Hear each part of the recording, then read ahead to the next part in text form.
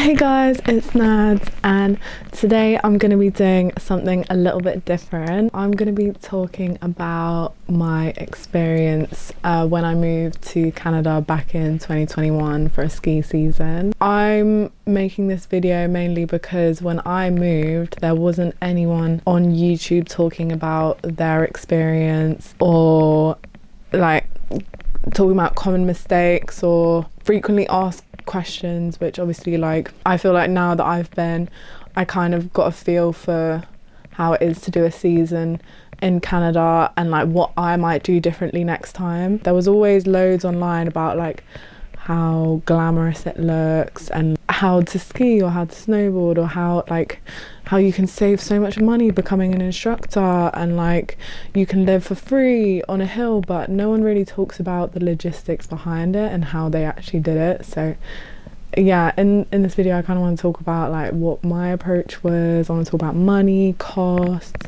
living, food, transport, social life, partying. So yeah, I want to break down like what actually matters from my experience based on what I did and what I know now. So yeah, please feel free to use the comments below if like there are things which I've not touched on, and I'll do my best to answer them. But yeah, I hope you enjoy the video.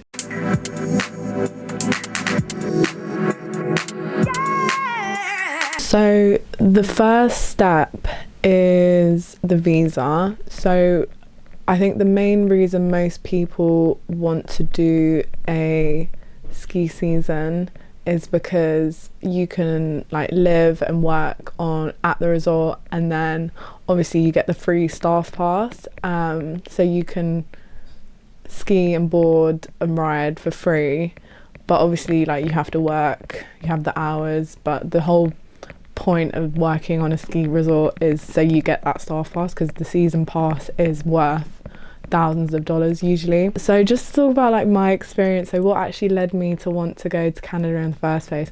So I went when I was 18. So at the time where I was thinking about it, I was still in school. I was still thinking about what I wanted to do after I left school. I was with someone at the time and they had an older brother who had pretty much done the same thing, had done a ski season, but his family like knew how to ski and everything, and he suggested I go with him. That's kind of how the whole process started. I'd been working since I was 16, so I'd been saving a bit of money, and I knew that all the money that I had saved like wouldn't mean anything in the long run. So I was like, you know what, like I just want to go and like travel and spend it. So the ski season kind of was what was laid out in front of me at the time, and also I wanted to just like experience a different world. And again, I'd never ridden on a hill before. Like my family's not the type to do that.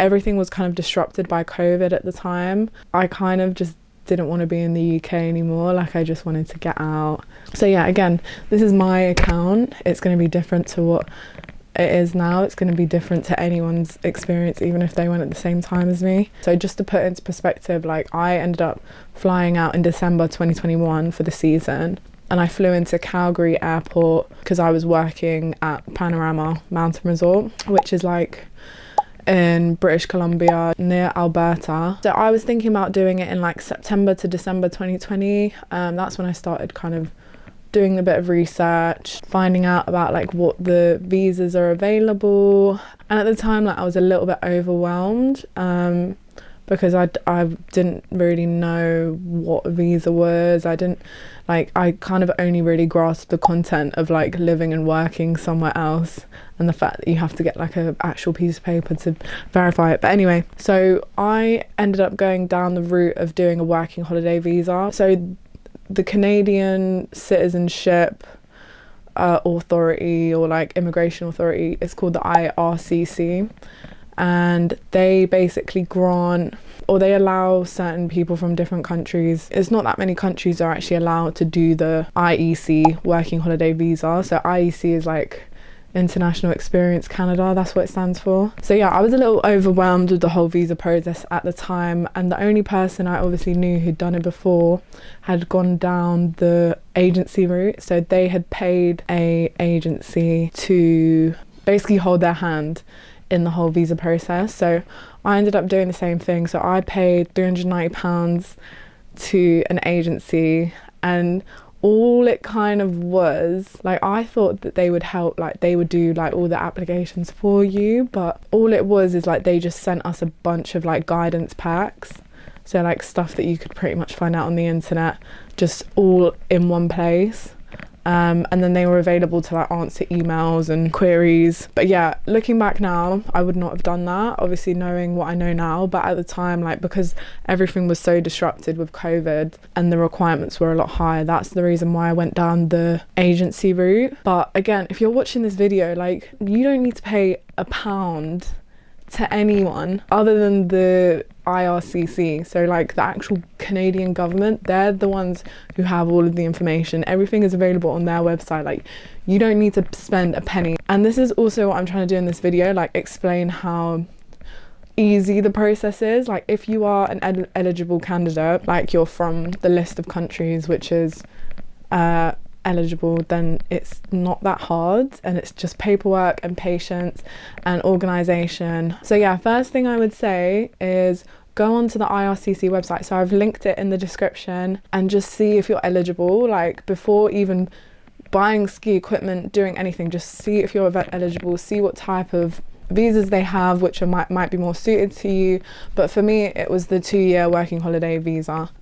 What I had to do at the time is I had to enter a pool, and then you enter the pool and then you wait to be invited, and then you receive an ITA, which is an invite to apply, and then that's when you start like the whole application process, like uploading documents. All of these requirements, I would advise you don't listen to anyone else other than what comes out of the Canadian website. So again, I've linked that down below. This is not an ad, it's not sponsored. This video is sponsored by me. At the time, because it was COVID, the only way you could actually apply was if you had a job offer. So I don't think that's the case now. I think you can like sort out the job offers after you get your permit or after you apply. The pool opened, I think, in like late February for the winter season applicants. I obviously had to start getting interviews, got a job offer in May, and then I like started doing the whole process again, send all of the documents like passport, DBS check. So I did all the biometric stuff in August, and then I got my permit approved in November, and then I had to wait to get like a POE or like a port of entry letter, and then that's the letter that I then had to take with me to the airport migration office or whatever. And then you have to like bring a few other documents when you get to like the migration office as well. So when I got to the migration office, I obviously had my documents, like I had my travel insurance letter, I had like proof of funds. I think I had like £2,000 saved. Again, you can find this all out on the website, but there's like a minimum, I think it was like 2.5 grand Canadian dollars that you had to have saved.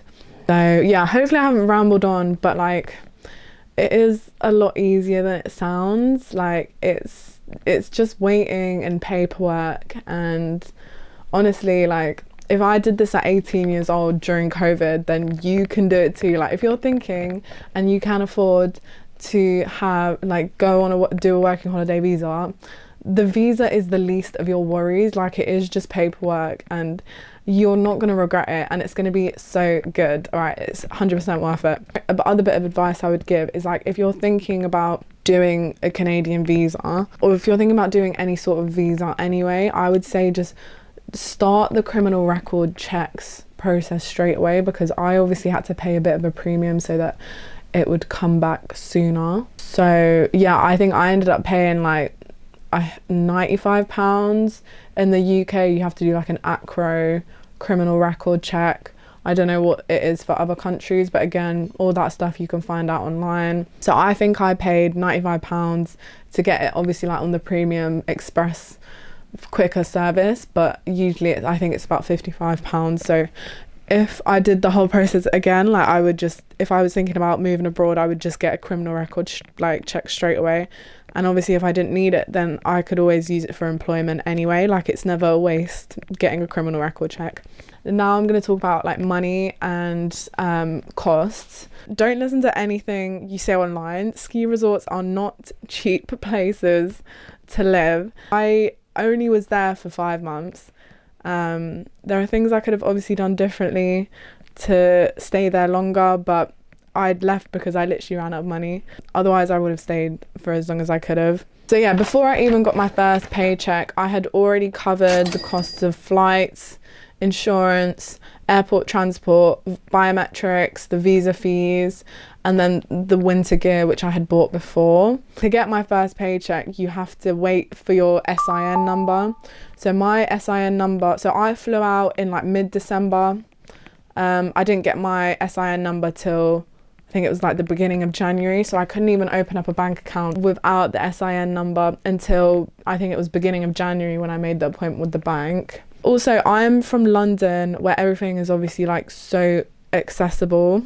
So moving to Canada was a massive shock because, first of all, how big the country is and the amount of things which are imported, it does drive the price up because of how much it costs to even like transport food to those places. So yeah, food costs add up quite quickly.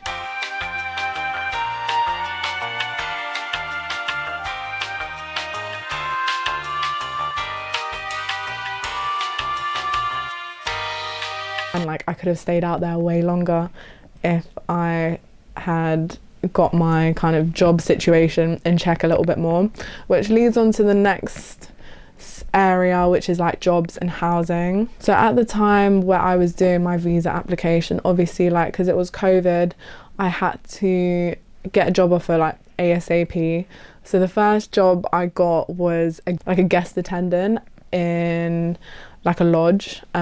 So the job was just like a hospitality till job. It was nothing massive. I completely missed out the fact that my contract was, I think it was like minimum 8 hours a week. So I wasn't actually working a lot of hours when it wasn't peak season. Peak season's in like December and January. So you're probably going to be more busy working in December and January. Like there's always going to be stuff for you to do. So for jobs, I'd say based on your money situation, I think just figure out what type of person are you, how's your spending habits. Like for me, I'm not massive, like I'm not a big spender.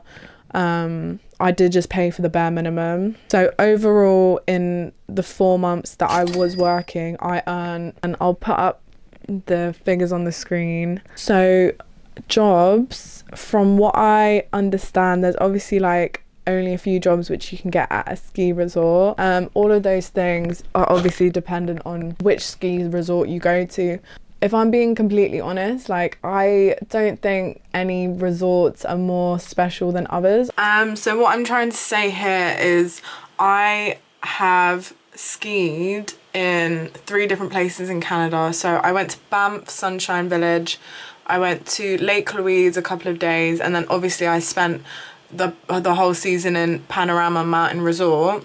There's a really cool video which I'm gonna link in the comments, but it's this dude comparing like 15 different resorts in Canada and like what each of the different attributes about different ones, he's like ranking them in his opinion. Like what I'm trying to say is like there's so many different ski resorts in Canada, like it honestly doesn't matter where you go, like you're gonna have such a good time, and like each individual ski resort is gonna have its own individual attributes and cultures, and it's going to be completely dependent on the people that you spend time with, you know what I mean?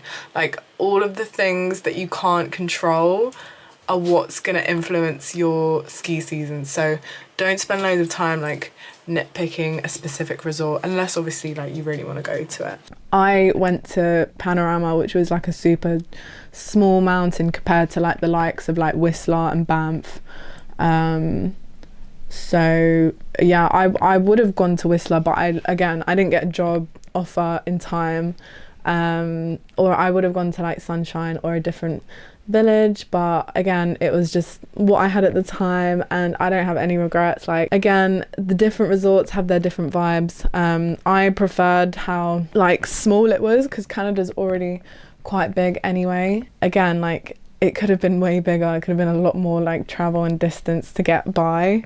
But yeah, everything was all in one place for me. So from what I saw, like, there is obviously a range of available jobs which is dependent on the season, dependent on the year. Obviously the job market is changing a lot at the moment. So if I was to do it all over again, this is what I'd take into consideration. So I feel like there's 5 different kind of paths in my eyes, at least, or there's going to be more paths obviously. So again, do your research. I wouldn't like think about jobs too much. I think I would only really think about jobs in the context of how many hours do you need to work, how long are you staying for. I don't think it matters like what job you have. Someone that I know literally was cleaning toilets, but he didn't even mind, because at the end of the day most people are there to like, you know, have fun and ski and snowboard and party. Like, no one's really caring about what job you do. So yeah, if you don't have much work experience, housekeeping and cleaning is such a good path to go down, because it's most of the time like going to be guaranteed hours, and it's also quite chilled out. It's quite independent. You just kind of get on with cleaning hotel rooms and whatnot. Again, at least for my season, housekeeping, they got like, people worked loads of hours and obviously they got paid for it. One thing about housekeeping is obviously like ski resorts attract like the richest people on earth, and those families leave behind a lot of expensive things which don't matter to them. So again, I don't know if this is a policy everywhere. I don't even know if this is a policy, but people in housekeeping that I knew managed to keep things that got left behind in rooms, like helmets, goggles, things which are normally quite expensive. They obviously got to keep because it's lost property. If you have hospitality experience, there's obviously like restaurants, serving, bars. So I obviously went into a tills job. I would have worked at a restaurant and a bar because that's what I had experience in, but because I was 18, the legal drinking age is 19, so I couldn't get a serving job as much as I would have wanted to, or all of the restaurants which were offering jobs also wanted to have people who were of legal age so that they can serve alcohol. So I actually got a job for a month at a restaurant, but it was in the town, and that was so good because I obviously got a lot of tip money. The tipping culture in Canada is completely different to the UK tipping culture, which obviously increased my hourly rate quite a lot. So yeah, and obviously like some of my flatmates were cooks and chefs. One of the benefits there is like you get free meals, I think. I don't know again if that's a policy, but because you're around food, you get free food. So again, I feel like it depends on your schedule and what type of person you are, what type of experience you have, what type of hours you need. If you have skiing or boarding experience, I'd say like you can obviously become a lift attendant. If I was to do a ski season again, I would become a lift attendant. Obviously, like you can become a ski instructor, which obviously is more suited if you're already qualified or you plan on getting qualified, but obviously that is quite expensive. So I'd say if you have the skiing or boarding experience, then you can always become a lift attendant, because lift attendants do need experience like riding in between different lifts. But the benefits of that is you get to ride on like freshly groomed runs, you get to spend time outside. I think that's what I would do if I was to go back, but then that's just me. Yeah, I think seasonal work usually peaks in December, January, and then it drops. So if you plan less for the perfect job and just plan around like what works for you, but also like just figure it out when you get there. Like these are things which I didn't figure out until I got there, but obviously when I did, I realized that there was nannying jobs which I could do and like pick up hours and like pick up a bit of cash. I got that job in the town serving, and like that enabled me to get like a bit of cash which I needed to like do what I wanted to do in the coming month. And then accommodation and housing. So I feel like you usually have 2 options if you're obviously coming to work and do a ski season. So obviously you have staff housing and then you've got private accommodation. So I went into staff housing. Luckily I got the opportunity to live in staff housing. I paid I think it was $118 a week, which over the season cost me about £1,000 or about 1.7 Canadian dollars. So again, really cheap, really affordable. They had benefits such as like they used to provide a washing liquid, they washed our kitchen towels and provided like toilet paper. So I shared a room with someone and I lived in a flat with 7 other people. So it was like a flat full of 4 double rooms, and then it was obviously like 8 of us at times. But yeah, it was so good. Like I was accepted into staff accommodation, I think in November. If you're in staff housing, then the cost of rent just comes straight off your payslip because you're obviously employed by the same people that are housing you. So that's also another thing to take into consideration. Like once you get there, like you kind of need to be on good behavior, because for me, like that kind of went wrong and I forgot that I was being housed by the same people that employed me. But yeah, I'd say like you kind of have those 2 options. People that I know who live like in the town, like they might have lived in the hostel. There was a hostel in Invermere, and then some people live like on the hill. So I think there was also like some flats available for staff at like a premium cost. But again, like these are all completely subjective onto where you go. Usually people don't find out where they're going to be living until like a month before, a few weeks before, or when they get there. So I think if you're someone who likes things being really planned and all set out and everything, don't worry about it. Like there's Facebook groups that you can join to kind of get advice from other people, like maybe like connect with people who might also be moving out to that area in the same season as you, and like figure out some accommodation options. But yeah, there's so many options. Like if it means that you have to live in a hostel for a week until you figure out, like you've seen the flat, you've like viewed it, inspected it, then that's just how it's gonna be. Yeah, I lived in staff accommodation for 3 months and then I moved into a hostel for a month. And then I did like a bit of traveling afterwards. So I was staying in like hostels, like Airbnbs, hotels. So yeah, it's just like you kind of just figure it out when you get there in terms of housing. The next bit I'm going to be talking about is like the life admin side of things. So obviously for bank accounts, I didn't get my social insurance number until I got there. So I didn't have a bank account for like a few weeks. A Canadian bank account for a few weeks. I went with CIBC because again, it was the only bank that they had in the town. One thing about it too, like you need a telephone number to set up a bank account, like a Canadian one. I managed to avoid getting a SIM card. And I got away with just like paying for data roaming and just like WhatsApp calling people or like calling different numbers. My phone plan managed to cover. And I managed to get someone to like get put on the phone plan for me, which was quite good. And then she just like received my authorization texts or whatever. Something to figure out before, I'd say, like just getting a Canadian number before.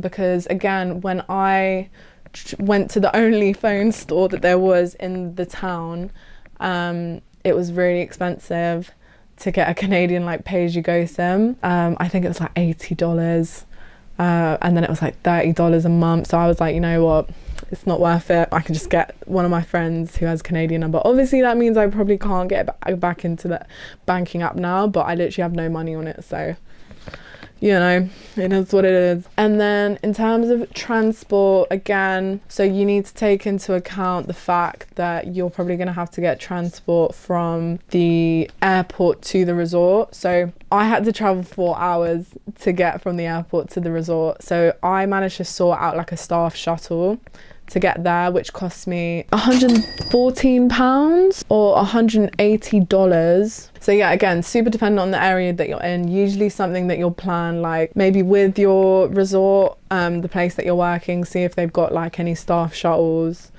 which are running, and then also like take that into consideration like on the flight that you arrive. But these are all obvious logistics. And then insurance, I went with True Traveller. The thing with insurance, yeah, is what ended up happening to me at the border when I got my visa. So obviously like I knew my visa was going to be for 2 years, like that was the eligible period, but I didn't know that they could actually give you less time than that if they wanted to. So what ended up happening at the border when I went to the migration office, gave them all of my documents, they asked me loads and loads of questions, and then my insurance was 5 months, and then I had like a 1 month gap and then 6 months for the rest of the year, or I had like 5 months and then I had 7 months a different type of insurance. So there was a slight gap in between them. So the officer saw that and he was like, okay, I can only give you a visa for 5 months and you can extend it.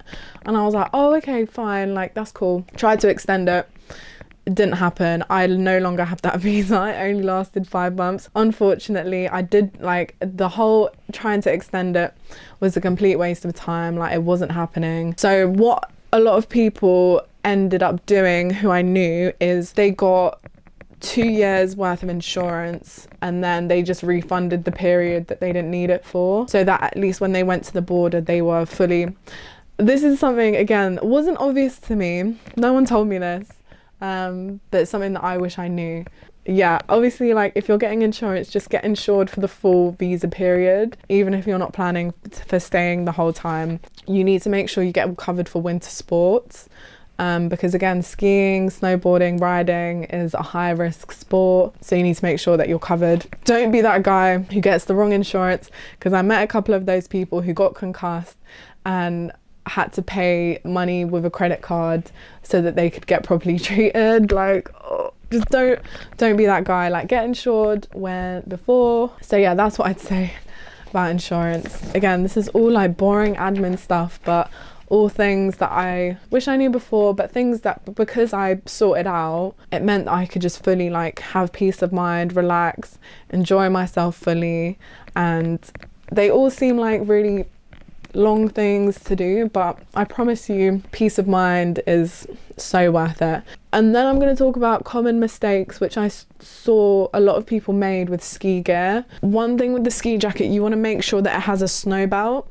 So as long as it has a snow belt, it's waterproof, has a hood, and has also the arm cuffs, which again I'll show a clip in the video, then it's a fine jacket. Don't be distracted by the like paying a high price for it and then thinking that it's a good jacket.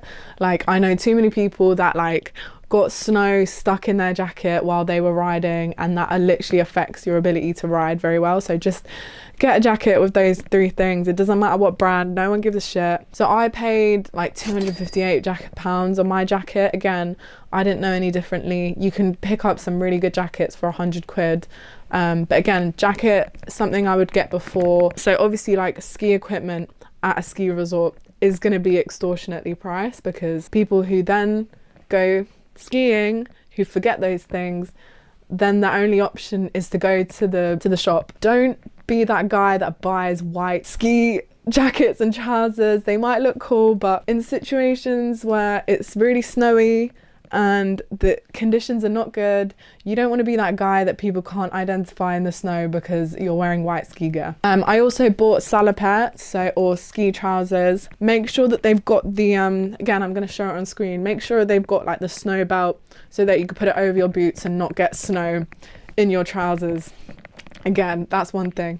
Doesn't matter how much you pay, just make sure like they're good, they're waterproof, they fit. You obviously want a good pair of shoes, having a good pair of like warm boots. The amount of people that injure themselves because they're wearing Air Forces and then have to pay, again, extortionate prices because they didn't bring a good pair of shoes. So I managed to get by with my Timberland boots, and then I sprayed them to make sure that they were just fully waterproof. If I was to go back, I'd buy myself a pair of Sorels.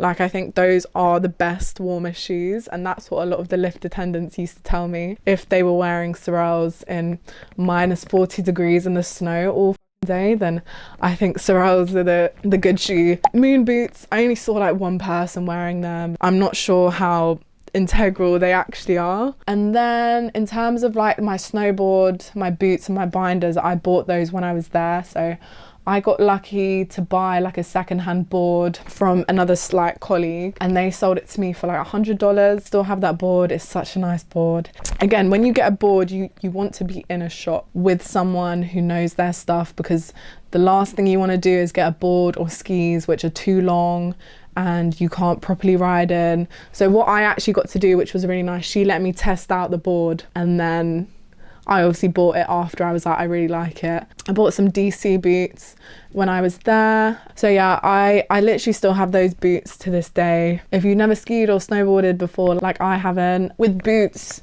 you want to be in a shop with someone. Again, these are things which you can figure out when you're there. When you go to a ski resort, like you're going to be surrounded by people who know their shit when it comes to like skiing and boarding. Take advice from people. Also, like you have the benefit of working at the resort and being staff. Take advantage of those like staff discounts. Take advantage of like you might have the opportunity to like rent the boards, skis before like you fully commit to buying anything. Say like just try different things out. I tried skiing, I tried boarding before I even bought any board or boots, so I could figure out like obviously which type of boots I like more. So with my boots, I figured out like I wanted those and I didn't want the lace. But with the boas, I have the 2-link boa system. So I tried on a pair of boots which only had the 1 boa link, and like they weren't suitable for my feet. If you're committing to buying an expensive thing like that, then you want to make sure it's completely fitted for you. Anyway, ski gloves and ski socks I bought when I was there, because again, like I wanted to be around people who knew what they were talking about. I ended up buying some Swanee gloves. Those gloves, my hands never got cold.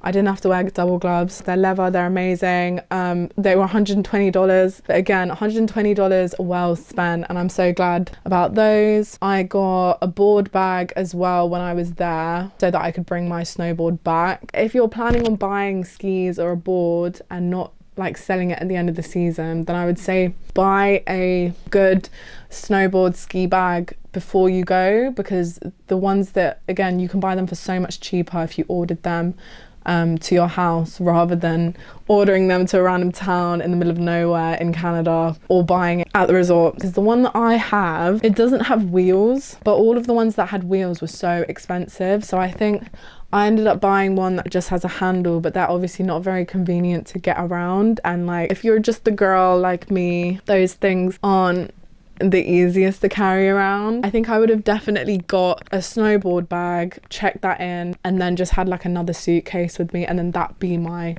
luggage, because I ended up bringing so many things which I did not need to. So I ended up bringing like 2 checked in bags, and then I bought a carry-on suitcase when I was out there. Like I had so much stuff, and then I also got the snowboard bag. Like, oh my god, I had so much stuff to carry around with me, which in the last month of me traveling, like I had to sort out storage units. Like, so if I was to do it again, I would travel light. And then I also bought goggles when I was there. I spent about $25 on them. Hats, ballies, gloves, I bought those all before. I spent about 100 quid. Oh yeah, I forgot to mention helmet. I managed to get a helmet for free, so that was quite good. I think that's pretty much everything. I'm doing a lot of rambling about this, but it's important again. So yeah, those are the things that I would buy before compared to like buying when you're there, and avoid making those mistakes, because you don't want to be the guy that has to pay extortionate amounts of money on just being able to like survive in winter conditions on the mountain. If you're doing a season, then it means that you're going to be exposed to all of the different types of weather conditions, and that's the most amazing thing. Like you get to see how the seasons change, and it's so amazing and so beautiful, and it's made me see winter and snow completely differently. Like I'm from London, like we don't see seasons change to this extent. Like I think we do see seasons change to an extent compared to like hot countries, nothing like Canada. You don't want weather to be the reason why you have a shit time, so just come prepared. Social life and meeting people. So socially, I had the best time ever. Obviously it was the first time I'd moved out of home properly in my whole life. It's the longest time I've lived away from home. Oh my god, there's something in my eye. because you're living in staff accommodation, you meet so many people from all different backgrounds. One of the obviously advantages of moving to Canada to doing a ski season as a Brit compared to moving to somewhere in Europe is obviously like you get the advantage of everyone is natively English speaking. It's a big destination for like Canadians, Australians, Brits, and loads of other countries, obviously. But yeah, it's the best thing I ever done. I met so many cool people dotted all over the world. I can obviously only experience from Panorama's point of view, but there's obviously like a huge partying culture at ski resorts. If you're watching this and you're gonna be going out by yourself, like you're gonna be so good. Like so many people move out to do ski seasons, have never done ski seasons before, and yeah, you just meet loads of people within like the first week. Where I moved to, there was literally only 2 bars that we could go to. It was during COVID, but I still had a really good time, and yeah, you're gonna have such a good time too. So if you have the opportunity to do this and afford to do a ski season while you're young, or while you're not young, while you're a bit older, then you're gonna have the best time ever. And yeah, I learned so much about myself just like leaving the North London bubble. It made me completely like fall in love with traveling. I feel like there was something so magical about when I moved, because it was like just coming out of COVID, everyone had been in lockdown for a while, and like there's something so magical about meeting people and spending so much time with people every day, knowing that you're not going to see each other every day, and like you can just fully be yourselves, fully just immerse yourself in.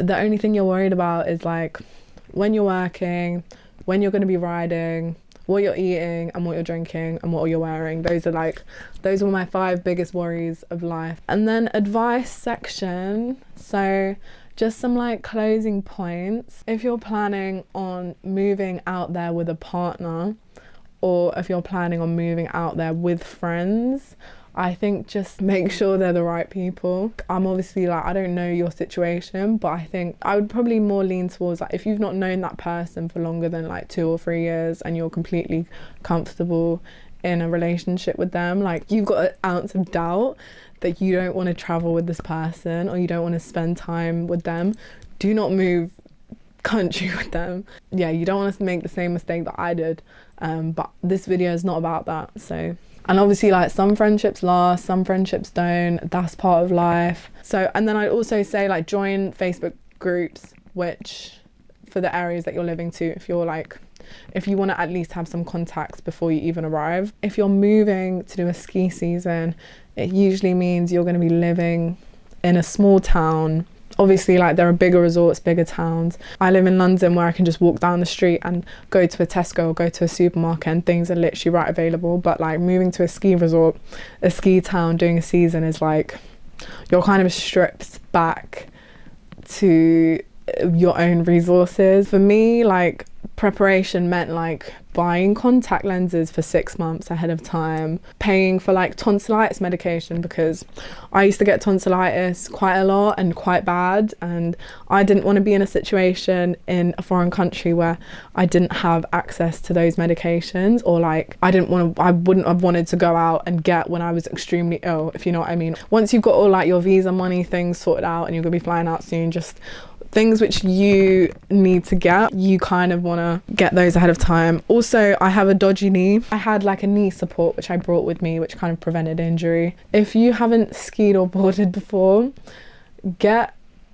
gear, like get the protective equipment. So like I didn't have butt pads I think for about a month, and then I found some butt pads which someone had obviously left, and I was using those, and I still use those. The accessibility to like butt pads, elbow pads, wrist guards, there's so much available now for such a cheap price. And again, those are things that you can also buy ahead of time. I think what I'm trying to say here is a ski season is so fun and so amazing, and you're gonna have the best time, but it's also really extreme high risk activity. People get injured, and like working on the hill, like I heard horror stories, like people go crazy speeds on skis and snowboards. So I personally, like I'm not a daredevil. I did not go to the park. I was the person like recording people at the park, being behind them, like watching them do jumps. I was always the person that people had to wait for, do you know what I mean? Because I was learning for such a long time. I was slower than everyone else, but like it's cool. Like, I didn't get injured,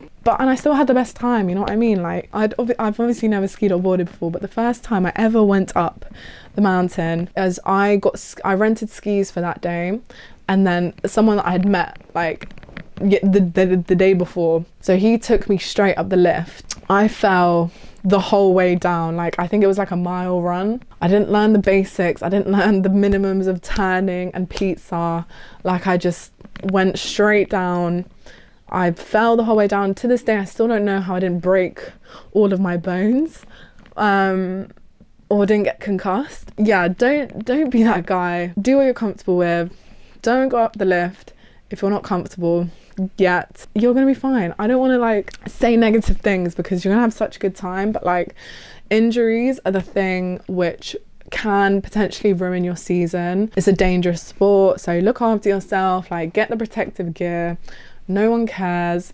Fucking wear a helmet. Don't, like, every time I see someone who's not wearing a helmet, obviously they're going to be experienced, but like, it just really, it makes me uncomfortable to see people not wearing helmets. It's not a holiday because you're obviously working, but it's the coolest experience that I've ever experienced, and I wish it could have been longer, but my visa got shagged and I couldn't extend it, and obviously like I ran out of money. Like, I've had people ask me in the past like how I did it, so hopefully like this video kind of summed everything up. All of these things which I learned, I hope I can pass them on to you, or not. Maybe all of the things I'm talking about are just common sense to you, but they weren't common sense for me. If you're overwhelmed by this video, I'm sorry, but that's normal. You know, start by getting yourself a notepad.